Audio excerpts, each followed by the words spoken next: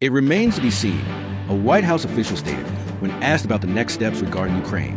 I defer to President Trump on what happens moving forward, but he made his position quite clear today when he asked Zelensky and the Ukrainians to leave the White House.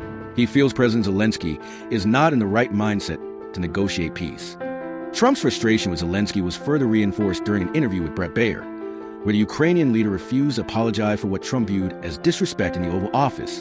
Zelensky had a real opportunity today. The official continued. He could have signed an economic agreement that would have benefited both the American people by recouping tax dollars and the Ukrainian people by helping rebuild their country. Unfortunately, he blew the deal up in his own face. When asked whether the White House had expected an apology from Zelensky, the response was dismissive.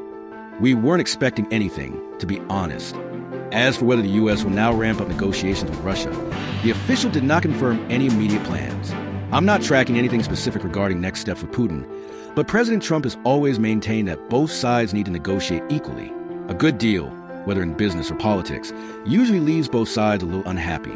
The official emphasized that the war in Ukraine has dragged on for years, with Americans growing tired of funding it.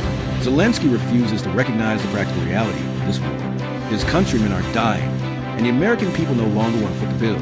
This is a much different situation than it was 3 years ago. As President Trump said today, Zelensky doesn't have any cards left. The advantage is now with President Trump, and he has very different priorities from the last administration. He wants peace. He wants this war to end. Zelensky doesn't seem ready for that yet. Shifting priorities in U.S. foreign policy. With Trump's return to the White House, his approach to Ukraine appears to be a stark departure from past policies, emphasizing deal-making and a reassessment of American involvement in the war. The question now remains, will Ukraine adjust its stance, or will Trump pursue direct engagement with Russia to broker a peace deal?